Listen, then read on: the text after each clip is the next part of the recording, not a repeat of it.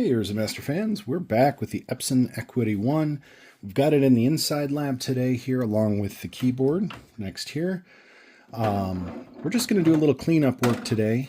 As you can see, got some grime up top, an old sticker here. This is actually an old sale tag. I'm going to go ahead and take that off first. You can see here this one says it needs repair, $1. Not sure where this was sold from, but the repair need, as we discovered in the last video with this machine, was the display card had a bad capacitor, which we replaced, and we were able to get that working. Got our trusty generic bottle here from Zepp, and this has got just your basic Windex in it. And it's not been used before, so we're just priming it up a little. Give it a nice spritz along the top. And as you can see, my wall back there got a little bit. So the lab is still under, a bit of work. Luckily, the Windex isn't going to hurt the wall. And I'm not overly concerned with the paint. It should be just fine. A lot of this here is coming off real nice. Probably not going to do a real in-depth restoration with this. I kind of like the patina on it. I like that it's a little bit funky, a little bit dirty. As you can see here, just taking off ages of dust, dirt, and who knows what else that was in the recycler when we pulled it out. I was really stoked when this system booted up, and even more so when I was able to find the original DOS software packaged with it on the Internet Archive. Shout out to Internet Archive here. If you've not used them before for your retro software wants and needs, highly, highly recommend. I've been able to find a lot of great old software, all free, and if you can do anything to help them out, also recommending doing that. And make sure you keep the files for yourself as well. The Internet Archive was shut down for a brief period, and you couldn't get access to anything on there.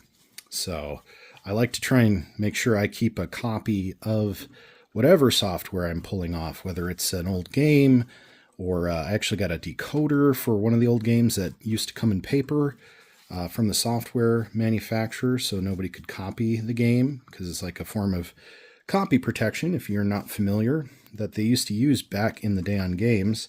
Pretty effective, too. I have a legit copy of Ditka's football from Accolade, and Accolade had a code ring for it.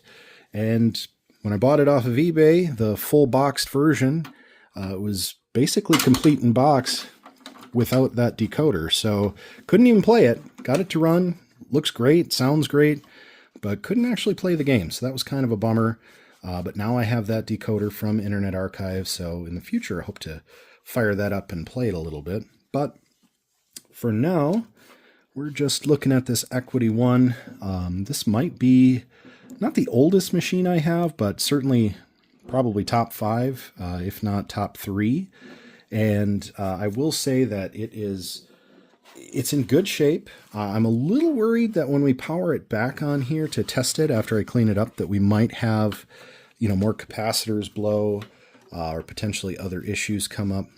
Luckily, I've got a pretty good haul of repair supplies.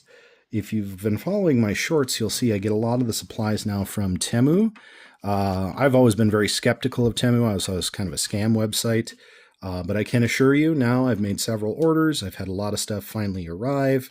If you're able to wait longer than you would from Amazon, which sometimes you are, sometimes you aren't, I will say I'm quite pleased with the quality that I've been seeing, and the prices you can't really argue with. They're pretty darn good. So the faceplate here, cleaning up really nice, trying to get in everything as best as possible. Like I said, I'm not getting super in depth. Like I would with a complete teardown cleaning, but getting as much of the grime and gunk as I can. I just want to show you guys this little insert bay here. This is your memory control and reset button. It's got the full original decal with all the memory settings. Very handy.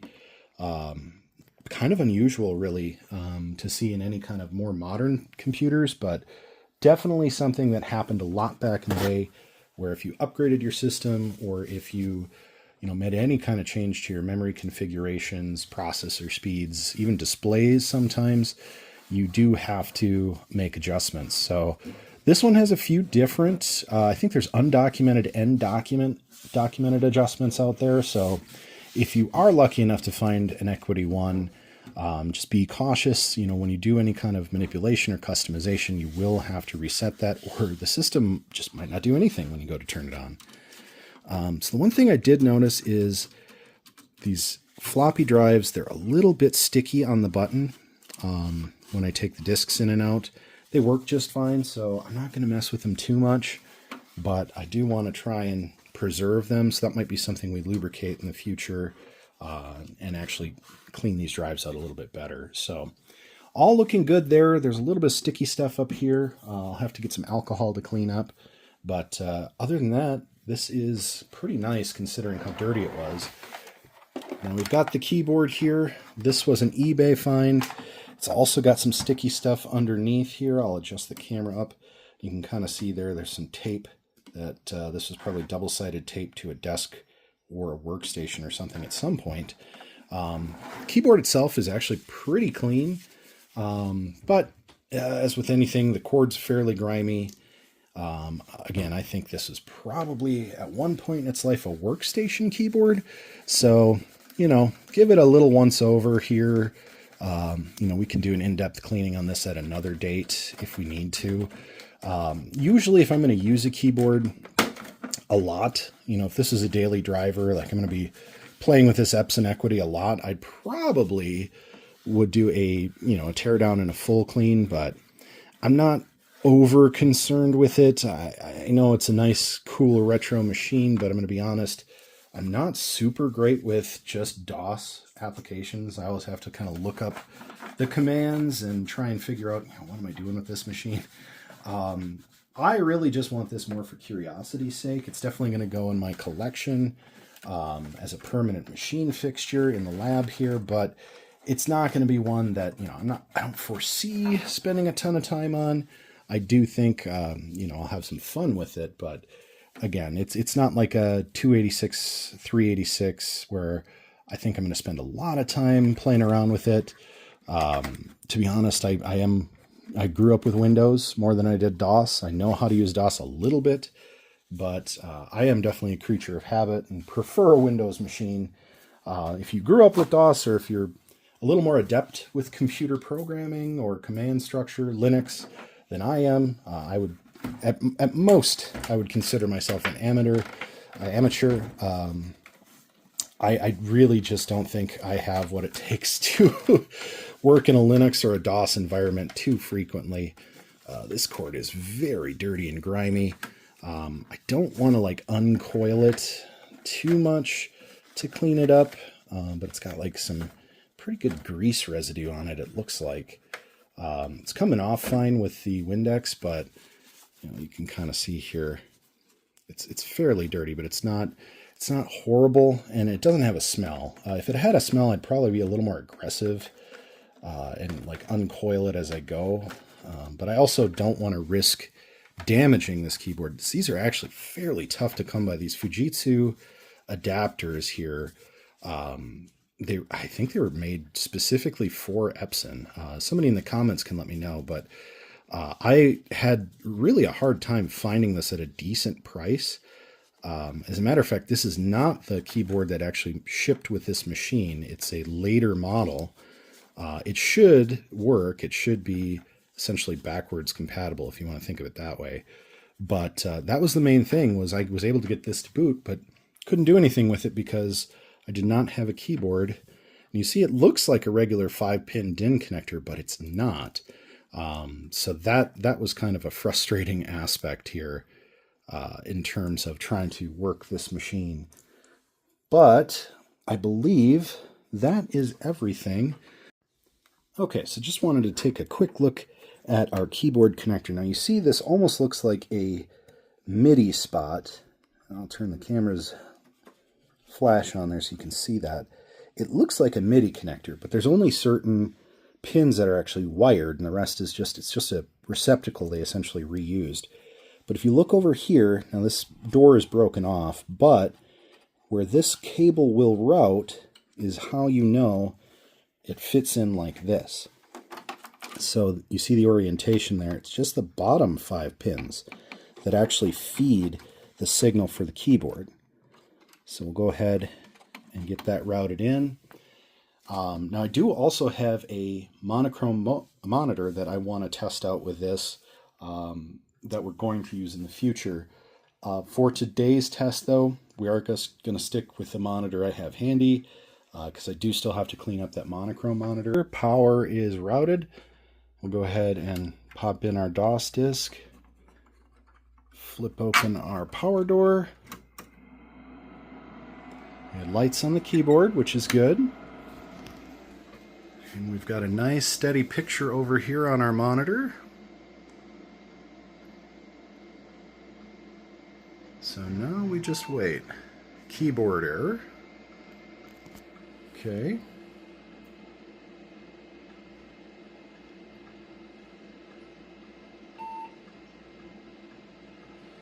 Non-system disk in drive A.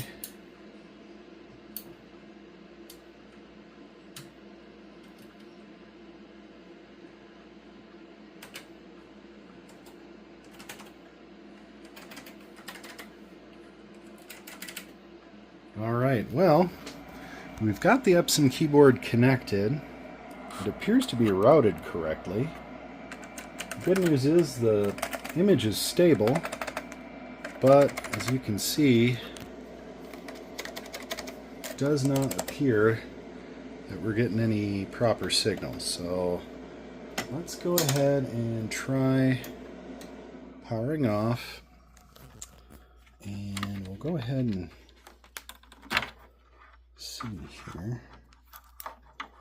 There's like no other way this keyboard will actually fit, so I'm gonna give it a shot and just see. Also, the system disk did not really want to read there, so we're gonna go ahead and that clicked. Power it back on. Now we did get the flashing lights again on the keyboard. I really like that we're getting a nice, clean, stable image on this monitor, so we're getting a good connection. Still getting a keyboard error, so it is not reading this keyboard, which is unfortunate. And we're also not getting a system disk read, which is again a little odd, because this should be the correct system disk.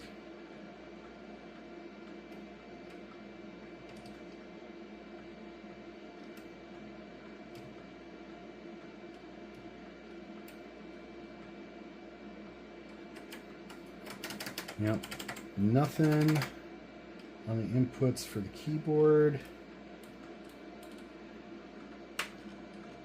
Kind of jiggle the connector a little bit and still nothing, unfortunately. But real nice, clean, steady image on this monitor from the last test.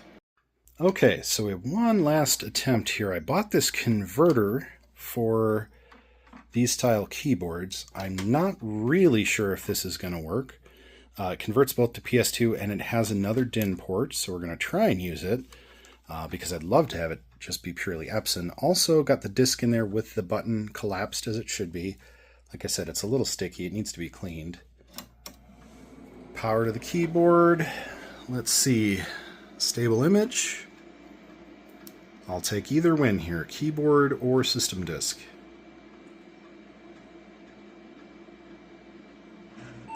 Again, keyboard error.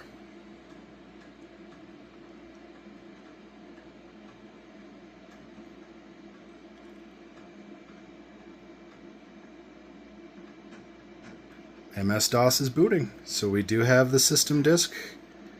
Let's just see if we get a boot. I'm hoping that if we can at least get in a DOS, it might potentially pick up the keyboard, but we'll see. Oh, we've got numlock. Let's go ahead and see. So numlock is reading. Nothing else though. Let's see, scroll lock. So we've got lights, which means we're getting keyboard power. And just to show y'all, scroll lock, num lock, caps lock, all light up, which we were not getting before.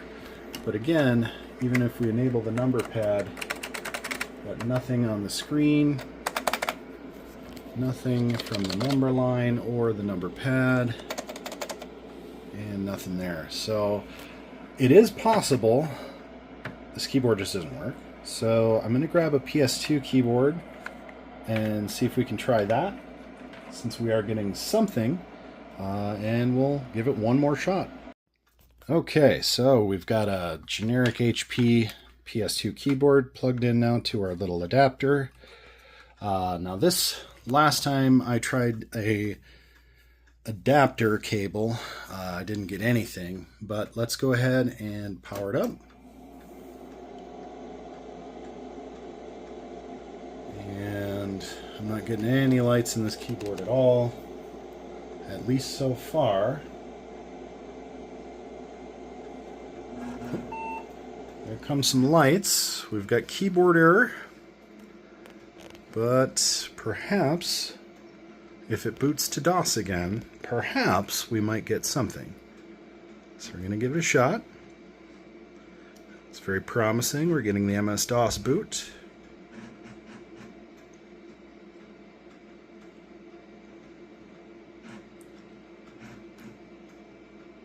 Alright, enter new time. No numlock. Nothing from the number pad. Nothing from the keyline. Alright, the only thing I can think of is we could try one other known working DIN keyboard. Might as well. Okay, so last try here. This is a known working keyboard with a DIN converter cable into our conversion box. Hopefully it will work. We got an immediate blink of the lights. We've had that before though, so don't be fooled.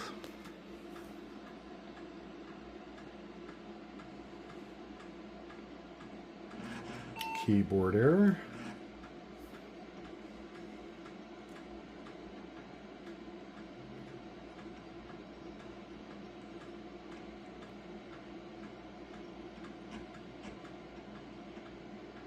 Getting to MS-DOS.